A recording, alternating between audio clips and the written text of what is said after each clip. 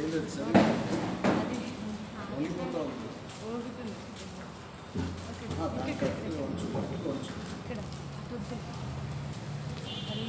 అవుతుంది. 89వ కీర్తన. ఓకేనా?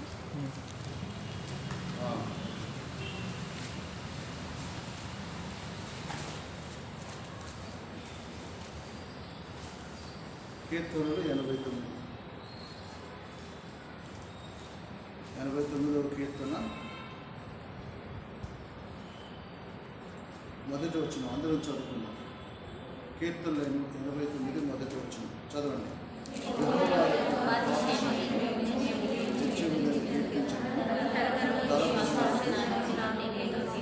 ఈ విశ్వాసతను నా నోటితో తెలియజేసాను. చదువుకున్న ఈ వాక్య భాగాన్ని లేఖనాన్ని ప్రభు మనకు దీవించుగాక. ఈ వచనంలో రెండు మాటలు. మొదటిది ఏంటంటే కృపాతిశయం, రెండవ మాట విశ్వాసం. ఇక్కడ మొదటిగా యెహోవా దేవుని యొక్క కృపాతిశయం. మనం సామాన్యంగా సరళంగా చెప్పుకునేది ఏంటంటే దేవుని కృప. దేవుడు తన కృపలో అతిశయించేది. చెప్పండి, దేనిలో? దేవుడు మనుషుని వల్ల తన కృపను కనపరచడంలో అతిశయిస్తాడు, అంటే గర్విస్తాడు. గర్వించడం అంటే ఇప్పుడు మాటల్లో సంతోషించేది. మాయడలు కూడా మా వైవాహిక జీవితంలో గత 35 సంవత్సరాలుగా 1985వ సంవత్సరం ఇదే రోజు అక్టోబర్ ఇదే నెల 16వ తారీఖున రాజులు బక్సింగ్ గారు, ఇంకా అగస్టిన్ గారు, జీటీ గారు, సిడి బెంజమిన్ గారు, తర్వాత వెంకటరత్న గారు, అట్లా ఆ దినాల్లో ఉండినటువంటి పెద్దలు, సేవకులు, అక్కడున్న పరిచారకులు కొన్ని వేల మంది వచ్చారు. ఆ దినాన చాలా అద్భుతంగా దేవుడు ఆ వివాహ కార్యాన్ని జరిపించారు.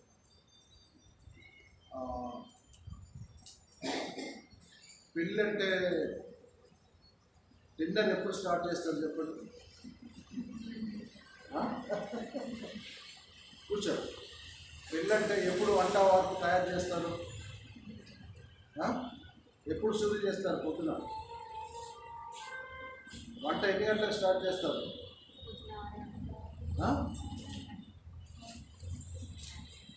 ముందు రోజు నుండే, రాత్రి నుండే స్టార్ట్ చేస్తారు. ఎందుకంటే 1-2 వేల మందికి వంట సిద్ధపరచాలి కనుక, భోజనం ముందు సిద్ధపరచాలి. కానీ ఆ ముందు రోజు రాత్రి ఏ ఏర్పాట్లు జరగలేదు. తర్వాత మరుసటి రోజు పెళ్లి రోజు 11 గంటల వరకు ఏం ఏర్పాట్లు జరగలేదు. అంటే భోజనం కొరకు, వంట కొరకు. దేవుని సేవకుడు బక్సింగ్ గారికి అంకులు దేవానంద గారు పెళ్లి విందు కొరకు కొంత డబ్బు పంపించారు. ఆ డబ్బుతో తర్వాత బక్సింగ్ గారు కూడా ఇంకా కొంత డబ్బు కలిపి ఆ విందు ఏర్పాటు చేయాలి. కానీ అక్కడ స్థానికంగా మాతో కూడా ట్రైనీగా తరబేదిలో ఉన్న సేవకుడు శాంసన్ గారు మెయిన్ ఆఫీస్లో ఉన్నారు. రోజు ఆయన కిచెన్ వైపు వెళ్తే అసలు ఏమి అక్కడ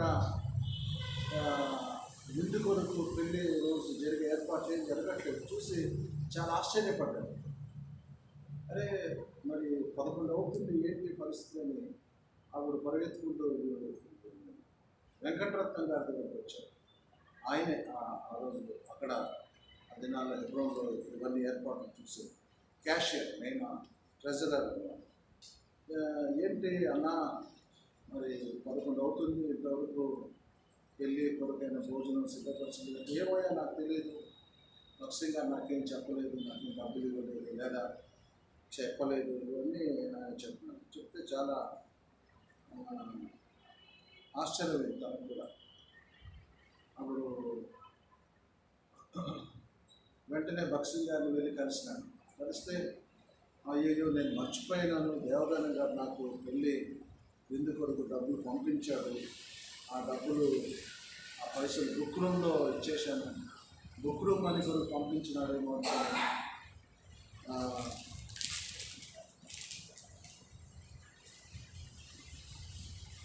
అని ఆయన అన్నాడు. బుక్కులు కొరకు డబ్బులు పంపించినాడేమో, అందుకొరకు పంపించిన అది బుక్కులో ఇచ్చేసినాను అని ఆయన చెప్తూ వచ్చినాడు. సరే ఇప్పుడు ఏం చేద్దామంటే వెంటనే ఒక 2 పొట్టేళ్ళు తెప్పించి కట్ చేయించేసి, లేదా కొన్నారేమో తెలియదు, కానీ ఆ రోజు ఏం జరిగిందో నాకైతే మా ఇద్దరికి ఏం తెలియదు. తర్వాత దేవధనం గారికి 2 పార్టీలకు కూడా మాకు అసలు ఏం జరుగుతుందో తెలియదు. అన్ని ఏర్పాట్లు హెబ్రోన్లోనే జరిగిపోతాయి. కనుక మా పాటికి మేము రెడీ అయినాం, మందిరంలో కూర్చున్నాం, పెళ్లి కార్యక్రమం ఆరంభమైంది, జరుగుతూ ఉంది, పాటలు పాడుతూ ఉన్నారు. బక్సింగ్ గారికి ఈ విషయం తెలిసింది, ఇది పరిస్థితి. సో ఆయన ఏం చేశాడంటే ఎక్కువసేపు వర్తమానం ఇచ్చాడు, ఎక్కువసేపు బోధ చేసింది. 1 గంటలో ముగించాల్సింది 2 గంటలు బోధ చేసినాడు. మాకు అర్థం కాలేదు, ఏంటి మనుషులు వెళ్ళి నేను ఎంతసేపు చేస్తున్నాను. సరే బోధ 2 గంటలు చేసినాడు. తర్వాత నిదానంగా ప్రమాణాలు చేయించాడు. ఆ కార్యక్రమం లోపల అటు ఇటు 2 దాటిపోయింది. ఆ లోపల కిచెన్లో జరగవలసిన భోజన సిద్ధపాటు కూడా జరిగిపోయింది. అట్లా దేవుడు ఆ దినాన్ని అద్భుతం చేశాడు. అది రీసెంట్గా 1 నెల క్రితం హెబ్రోన్లో ట్రస్టీగా దేవుడి సేవకుడు హెబ్రోన్లో ఉంటాడు శాంసన్ గారు, ఆయన చెప్పారు, ఇన్ని సంవత్సరాలు 35 సంవత్సరాలు అవుతుంది, ఇప్పటి వరకు కూడా మాకు తెలియదు ఆ రోజు ఏం జరిగింది. ఆయన మొన్నటి దినంలో తను చెప్తే తెలిసింది. అట్లా దేవుడు పెళ్లి రోజు నుండే మరి అద్భుతాలు చేయడం ప్రారంభించాడు. మన నిర్గమకాండం 34వ అధ్యాయంలో 10వ వచనంలో చదువుకుంటాం. ఏమని చదువుకుంటామంటే, నేను అద్భుతములు చేసేదను అని మోషేతో దేవుడు వాగ్దానం చేశాడు. అద్భుతములను చేసేది 2 మాటలు, అద్భుతములను చేసేదను. చదవండి 34వ వచనం, గట్టిగా చదవండి.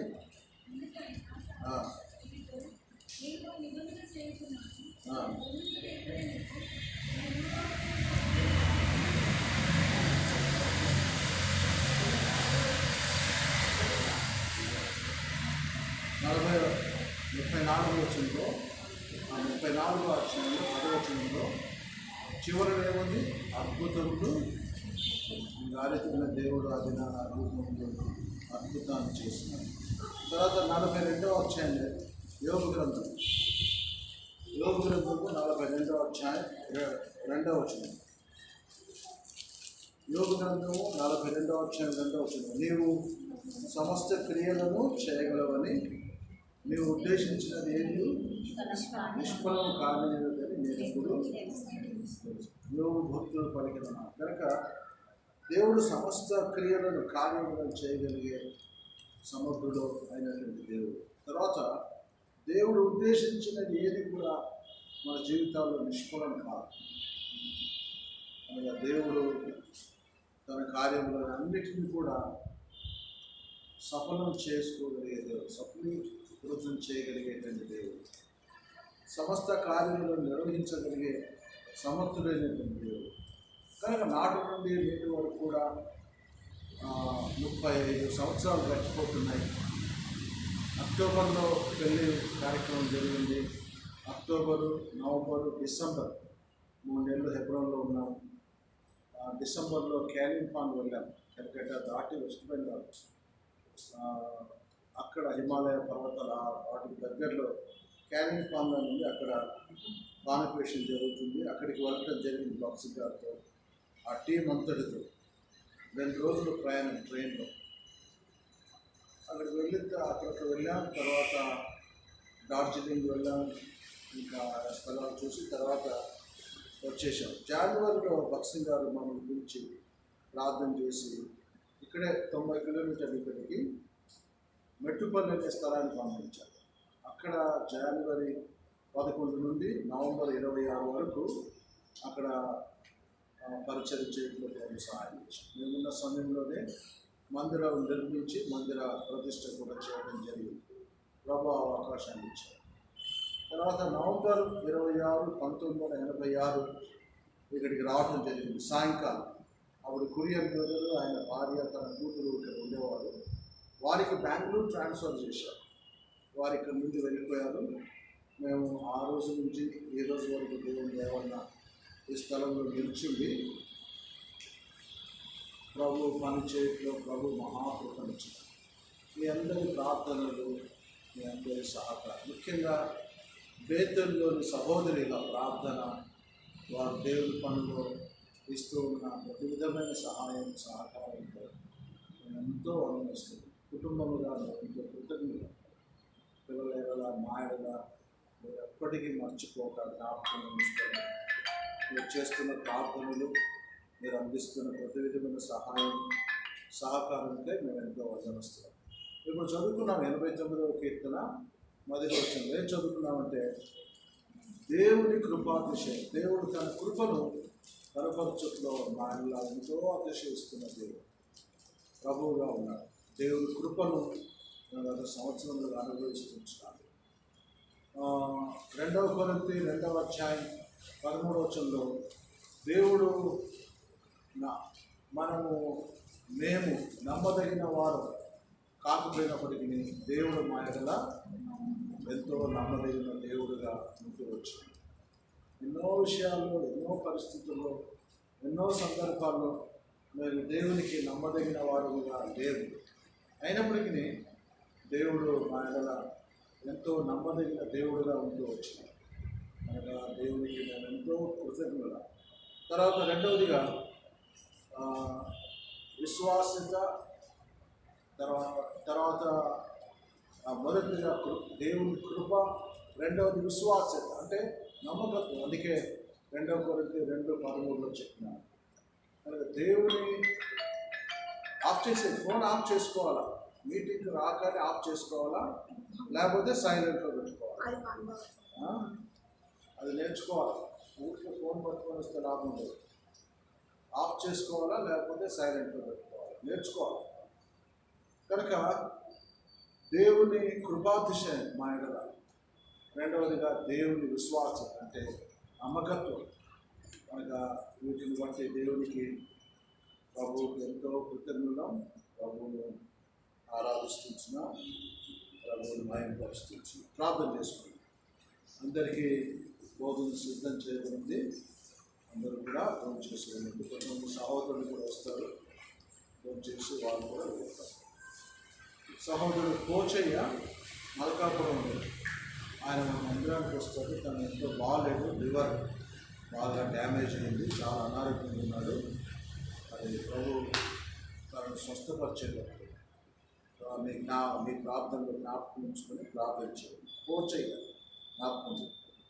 ప్రేమగల పరలోకమందున్న పరిశుద్ధుడైన తండ్రి యేసుక్రీస్తు మా రక్షకుని బట్టి హృదయపూర్వకమైన స్తుతి ఆరాధనలతో ప్రభా ఈ 2020 సంవత్సరం అక్టోబర్ మాసం 16వ తారీఖున ఇక్కడ చేరవచ్చిన సహోదరులతో, మీ గొడవలతో, మీ దాసరాలు, నేను మీ సన్నిధిని చూస్తూ సాగిపోతూ మిమ్మల్ని స్తుతించి ఆరాధించి గణపరిచి మహిమపరుస్తున్న ప్రేమైన ప్రభా మా తండ్రి, గత 35 సంవత్సరాలుగా 1985వ సంవత్సరం అక్టోబర్ 16వ తారీఖు మొదలుకొని మా వైవాహిక జీవితంలో అంతేకాదు మమ్మల్ని ఆస్వాదించి ప్రేమించి అనుగ్రహించిన పిల్లలు షాలో, చింతల్లి, మాధుర్యాన్ని బట్టి మిమ్మల్ని స్తుతిస్తున్నాం. అప్పుడు మా ఎడల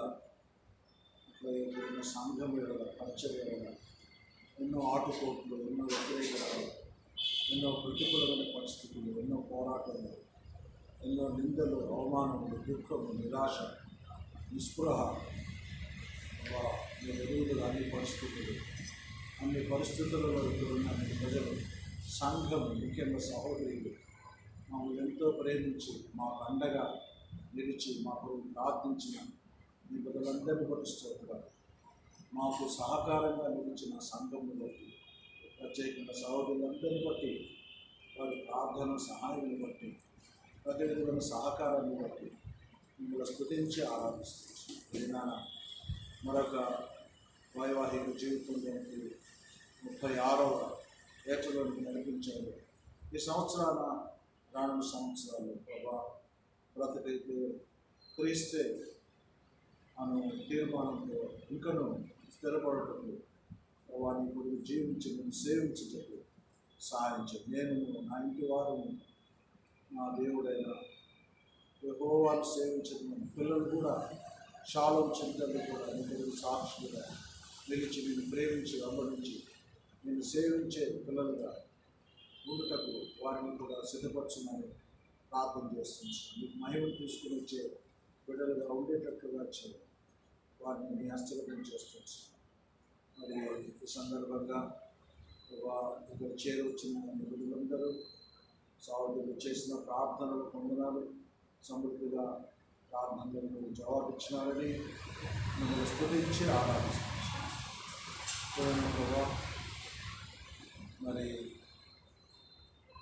సంధి ప్రత్యేక సౌదరి కోచయ్య అల్కాపూర్ ఎంతో తీవ్రమైన జబ్బుతో లివర్ డ్యామేజ్ అయ్యి మరి చావు బతుకుల్లో ఉన్నారు. ప్రాణాపాయ స్థితిలో అయినా నీకు అసాధ్యమైంది లేదు, లేదు తనకు నీ రక్తాన్ని ప్రోక్షించి ఈ గాయపడిన హస్తం గురించి స్వస్థపరిచి వేయాలని బాగు చేయడానికి ప్రార్థన చేస్తుంది. ప్రభావ సహాయం చేయాలి. మరి నీ బిడ్డలు మరి కేక్ తీసుకొచ్చారు, మరి ఓకే, వాటన్నిటిని బట్టి వారికి మీరే తగిన ప్రతిఫలం బాగుండవచ్చు. ఇక్కడ చేరొచ్చిన ప్రతి ఒక్కరిని వారి కుటుంబములను పిల్లలను దీవించి మన చూపిస్తూ భోజన సహవాసాన్ని కూడా దీవించమని, భోజన పదార్థములను ఆస్వాదించమని, సిద్ధపరిచిన హస్తములను దీవించమని, ఎవరైతే రాలేదో రాక మించిపోయారో వారితో కూడా మీరు మాట్లాడారు. ఈ కరోనా దినాల్లో మనందరినీ కాపాడారు, ఇక ముందు కూడా కాపాడారు. యేసు ప్రభునామంలో ప్రార్థిస్తున్నాము తండ్రి.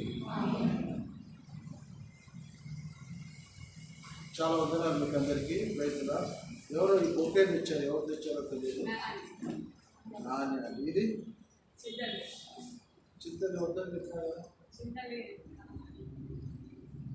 సరే, చింతల్లి ఒక కేక్ పంపించింది, దేవిన ఒక కేక్ తీసుకొచ్చింది.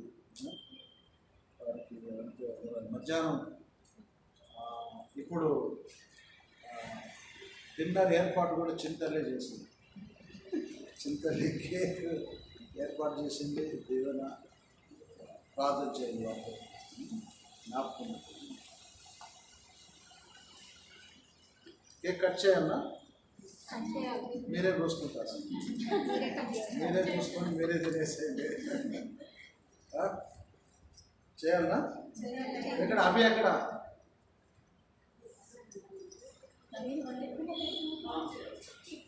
అభి ఇది ఏదో పెట్టినారు ఇక్కడ. ప్రసాద్, ప్రవీణ్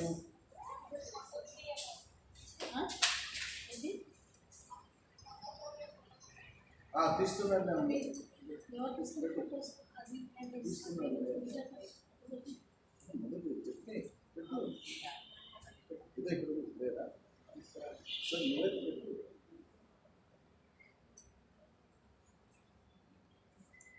ఇది అవసరం లేదు.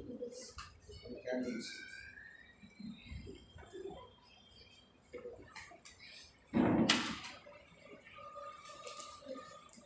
దూరం నుంచి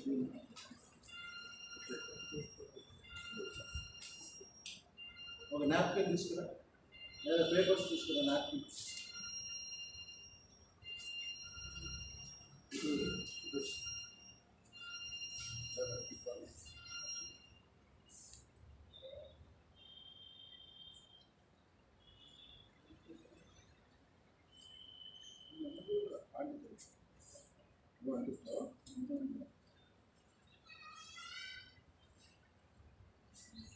ఒకసారి ప్రార్థన చేస్తాం.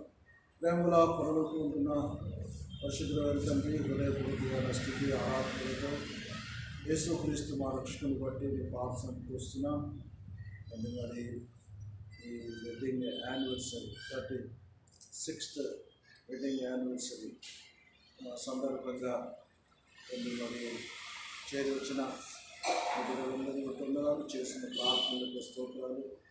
ప్రార్థనలన్నీ ఆలకించినారు. మా ఎడల మీ కృపాతిశయమునకై, మీ విశ్వాసతకై 89వ కీర్తన మొదటి వచ్చిన మేరకు మిమ్మల్ని స్తుతించి ఆరాధిస్తాం. చింతల్ని దీవెన ఎంతో ప్రేమతో తీసుకువచ్చిన కేక్స్ను దీవించాం.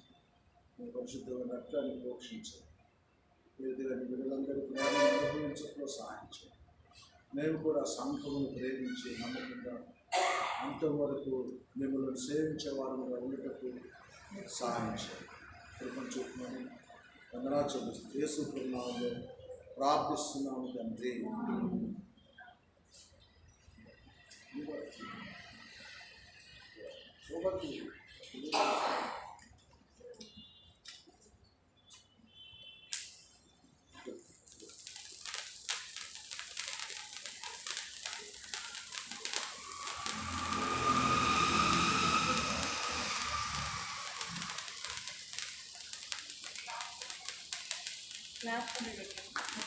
Thank you very much.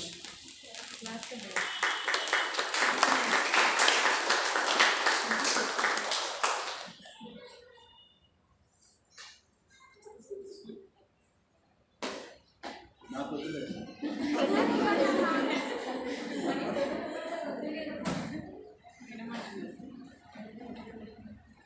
సరే మంచిది లేవండి.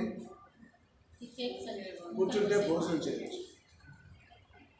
చేపలు వేసుకొని కూర్చోండి.